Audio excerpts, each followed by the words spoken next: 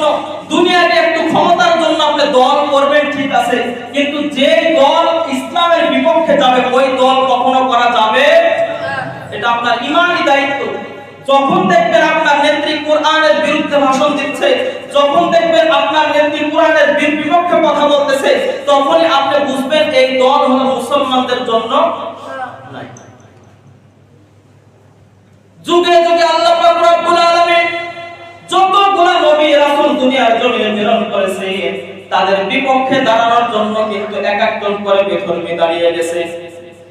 হযরত আবু বকর সিদ্দিক রাদিয়াল্লাহু তাআলা আনহু রাস্তা দিয়ে হেঁটে যাচ্ছে, কাফেরদের কয়েকজন যুবক ডাক দিয়ে বলতেছিল, বকর এদিকে আসো, তোমার সঙ্গে কিছু কথা আছে। বলে কি কথা?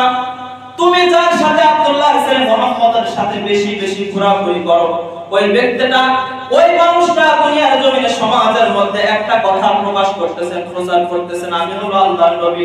তাহলে ওই গরিব ঘরের সন্তান কিভাবে নবী হতে পারে? হযরত আবু বকর রাদিয়াল্লাহু তাআলা আনহু বলতেছে, ও ভাই, যদি আমার দোস্ত তিনার জবান দিয়ে বলে যে তিনি একজন নবী, তাহলে আমি আবু বকর এক কথাই মেনে নিচ্ছি, ওইটা হলো আল্লাহ তাআলার প্রেরিত নবী। বলো সুবহানাল্লাহ। হযরত আবু বকর রাদিয়াল্লাহু তাআলা আনহু কথা শুনতে শুনতে একেবারে কান ঝালাপালা হয়ে গেছে। নবীর দরবারে গিয়ে বলতেছেন, ইয়া রাসূলুল্লাহ, আমি রাস্তা দিয়ে হাঁটতে পারছি না, আমি রাস্তায় বের হতে পারি না। বলে কেন? বলে একটা কথা আমার কানের মধ্যে ঝনঝন করে বাজে, ওইটা নাকি নবী, ওইটা নাকি নবী। আপনি কি সত্যি নবী? যদি নবী হয়ে থাকেন তাহলে প্রমাণ দেন। বলেন আল্লাহু আকবার। মায়ের নবী ডাকতে বলতেছেন, আবু বকর, আমি যে আল্লাহ তাআলার প্রেরিত নবী, এটা তো তোমাকে অনেক বছর আগে তোমাকে জানিয়ে দিয়েছি। বলে কেমনে? তুমি যখন একটা দেশের মধ্যে যখন ব্যবসায়ের উদ্দেশ্যে গিয়েছিলা, তখন রাত্রি বেলা একটা স্বপ্ন দেখেছিলা। বলে স্বপ্নটা কি? বলে আমি আবু বকর একটা রাত্রি বেলায় স্বপ্ন দেখেছিলাম।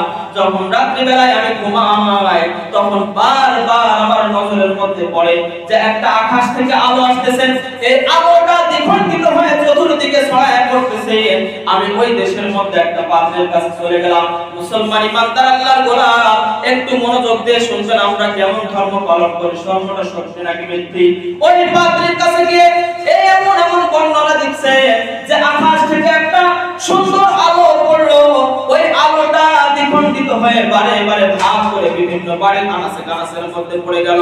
মুসলমান ইমানদার আল্লাহর গোলাম, ওই খ্রিস্টান পাদ্রী সুন্দরভাবে ব্যাখ্যা দিয়ে দিলেন, তুমি যে আলো দেখেছো ওই আলোটা হলো শেষ জামানার মধ্যে এমন একটা নবী আবির্ভাব হবে, আল্লাহ পাক রব্বুল আলামিন পাঠাবে। ওই নবীর মাধ্যম দিয়ে সারা বিশ্বের জমিনে নয়, বলে গোটা জমিনের মধ্যে, গোটা দুনিয়ার মধ্যে এমন ভাবে শিক্ষার আলোটা, ইসলামের আলোটা ছড়ায়া দিবে। বলে ওই ইসলামের কাছে, ওই নবীর কাছে যারা সঙ্গ দিবে, ওই নবীর যারা সাহাবী হবে, অধিকাংশ সাহাবী বিনা হিসাবে জান্নাত লাভ করবে। বলুন সুবহানাল্লাহ।